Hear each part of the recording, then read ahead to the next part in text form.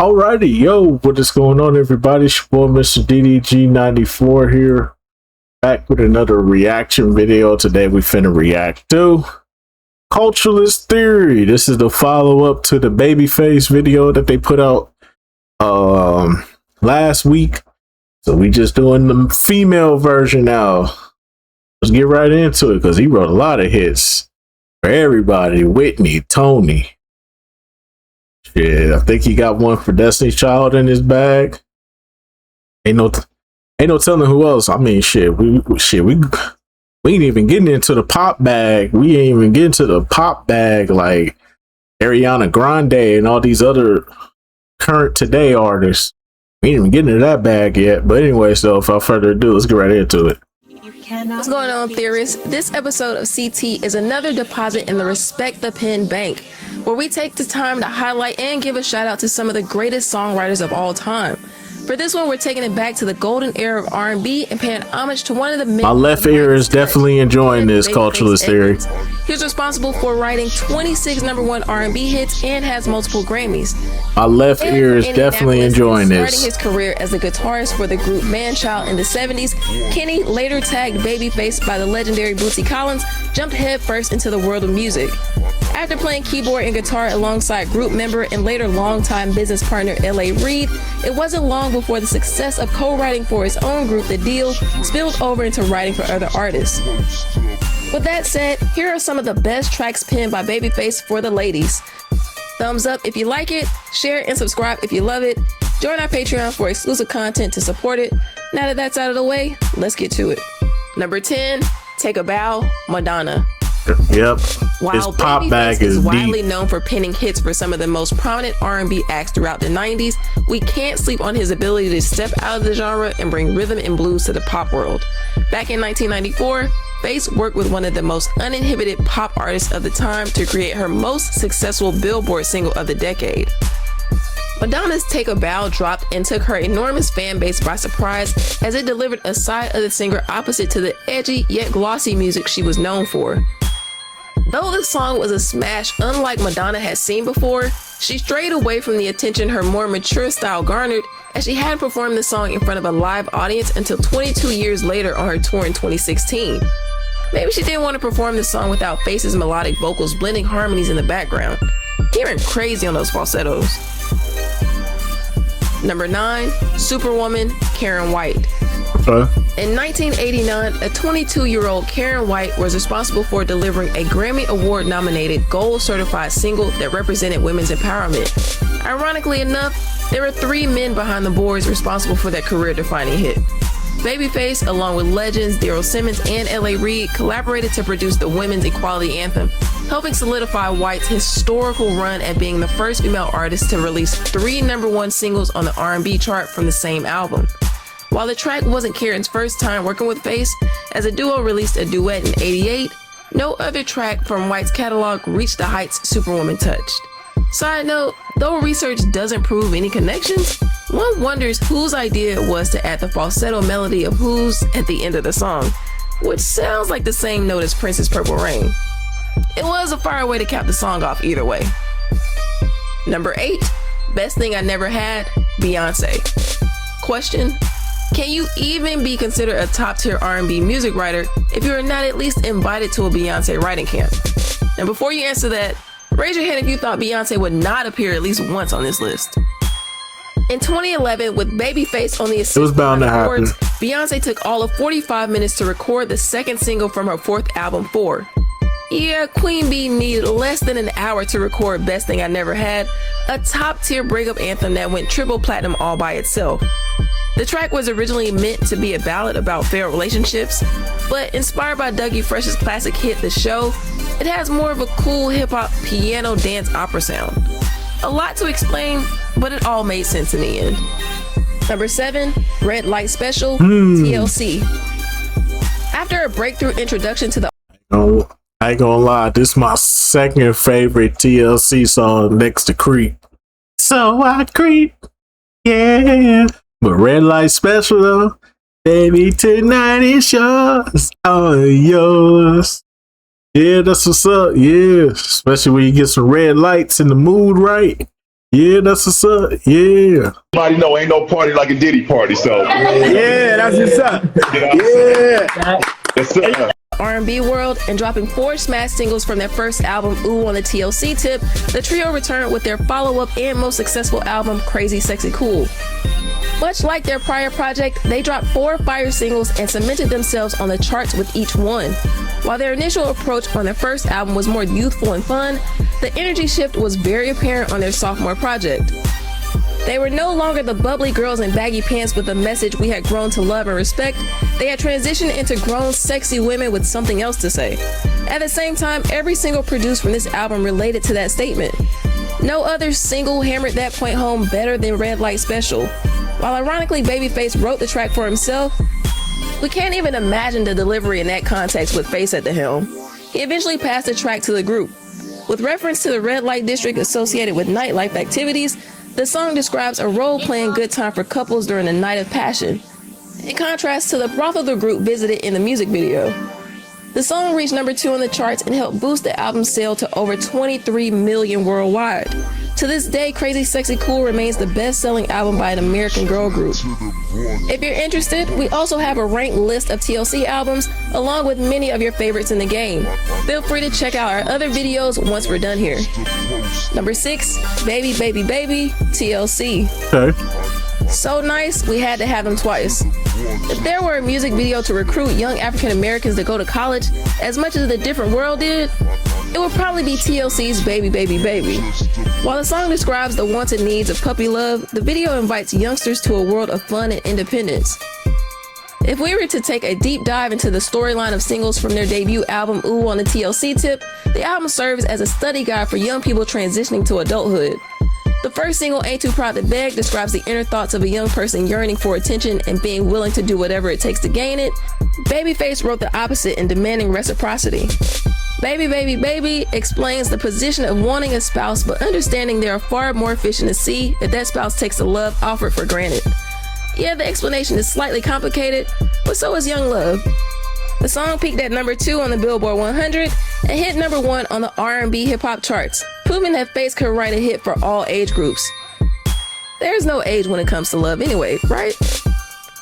Remember those albums that changed everything? The ones you played on repeat? Theory.com. I'll go support, but Number 5, they ain't paying me. In My Room. Yeah, that's what's up. You know I'm not a fan of this song, but still. Puppy Love Hits, one of Brandy's best-selling singles titled Sitting Up in My Room, featured on the Waiting to Exhale soundtrack. It was written from the perspective of a young woman in love, in her own little corner, in her own little chair, worlds away from the emotional grown woman tracks that made up the rest of the project. The song seemed an intentional sequel to Brandy's first hit single, I Wanna Be Down. The storyline of a young girl sitting alone, plotting ways to gain attention from her crush, seems nearly identical to the girl professing her love in Brandy's first single. While there's no documented mention of Face crafting the song with this previous hit in mind, he has been noted for drawing inspiration from Aaliyah's album Age Ain't Nothing But a Number. Sitting Up in My Room did very well in the charts and is ranked high in Brandy's bag of platinum singles, and, spoiler alert, not the only one from this soundtrack. Number 4, Breathe Again, Toni Braxton. Toni Braxton was different. And in the 90s, different was special. Her deep contralto voice and her... I'm expecting Brandy to take... I'm expecting Toni to take the next 2 spots. And then I'm pretty sure we're going to end it off with Whitney. Appearance, with a short haircut resting over her almond-shaped lioness eyes, became a package that nobody could get enough of. After signing to LaFace at the beginning of her career and being featured on one of the greatest soundtracks ever for the film Boomerang, Toni dropped her first album in '93. Under the heavy-handed writing and production of Babyface, failure was not even a thought. Out of the gate, she dropped another sad love song that made noise on the charts. For her second single, Breathe Again, let fans know she was here to stay. The heartbreak-driven lyrics, delivered in her hauntingly deep, soul-wrenching voice, reached the number 3 spot on the Billboard chart. The song also earned Toni her second consecutive Grammy for Best Female R&B Vocal Performance. When it comes to love and heartbreak tracks, Babyface does not play. Number 3, I'm Your Baby Tonight, Whitney Houston.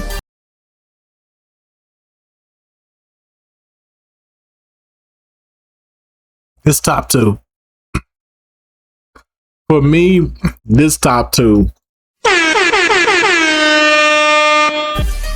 To create a song that simultaneously tops the charts of 3 Billboard categories and ties Madonna for the most #1 hits by a female artist is a milestone in career success. Crafting said track in under an hour, all in one take, is a fairy tale.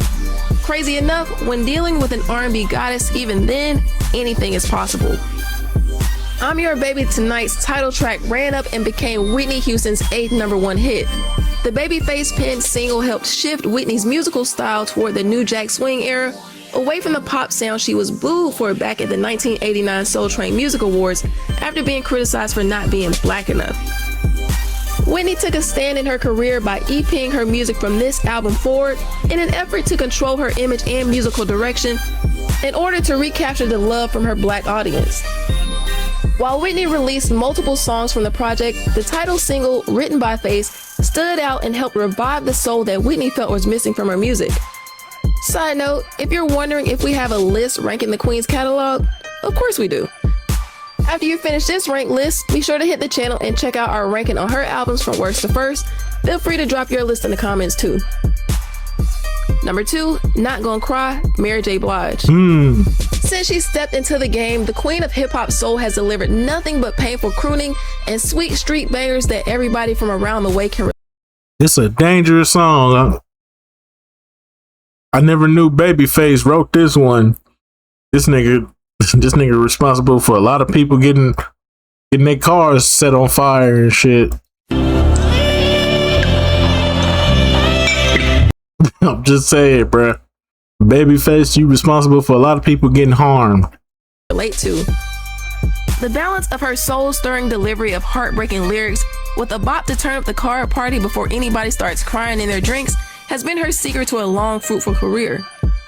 In fact, and it's sure to start an argument among some naysayers, but Mary J is probably the only female R&B artist, outside of Beyonce of course, that could put up a 20-piece to battle Mariah Carey. Yeah, say it in the comments. If there are any disagreements, was that necessary to say though? I'm just saying, was that necessary to say? See, y'all just love starting shit, don't y'all? That's one thing I'm starting to notice about y'all culturalist theory. Y'all like to start shit for no reason, bro. That wasn't even necessary. You didn't have to say that. You just said that just because you wanted to. You just wanted to start some shit. Bruh. Come on, culturalist theory. That wasn't even necessary, bruh. That had nothing to do with the topic at hand. Y'all literally just went off topic and said Mary J. Blige can go toe-to-toe with Mariah Carey outside of Destiny's Child. Where did that come from, though?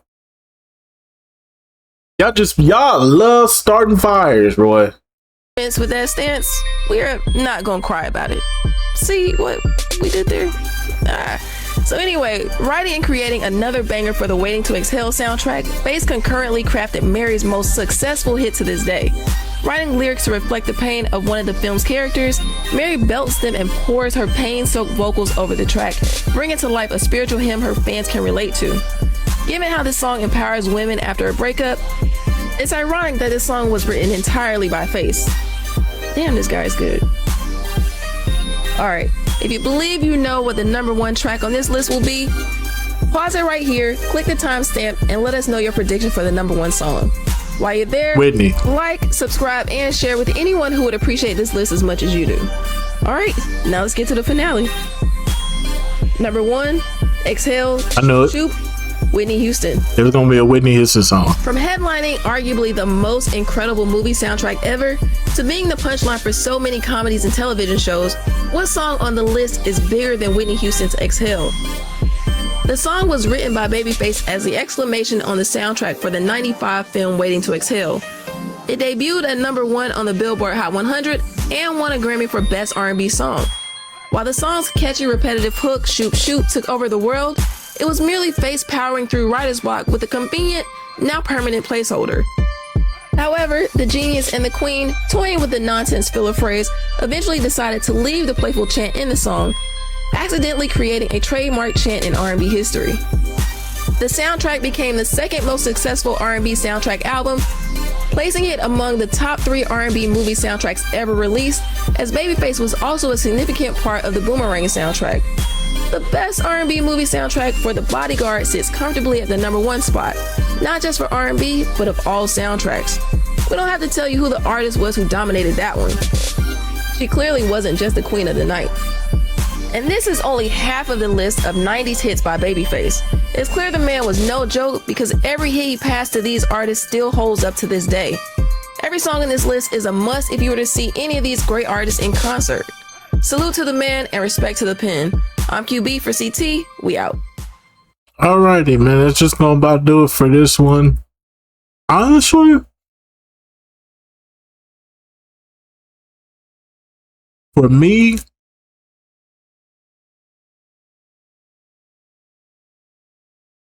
I don't really have a problem with this list as a whole.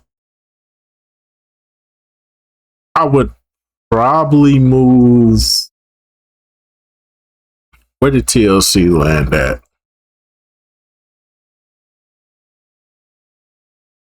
But it all made sense in the end. #7. Yeah, I moved TLC up to the top 5. TLC will get moved up to the top 5. I swap Brandy. I will gladly swap Brandy for TLC. I'm Your Baby Tonight. That's gonna be the #1 for me. Mary being at #2, I don't have a problem with that. And then I'm swapping. Yeah, I'm swapping the Whitney songs. The one that they said was #1, I moved that to #3, and I'm moving #3 to #1. Hands down. That's just me though. But anyways though, I just go about do it for this one. I will see you all in the next video. Till then, deuces.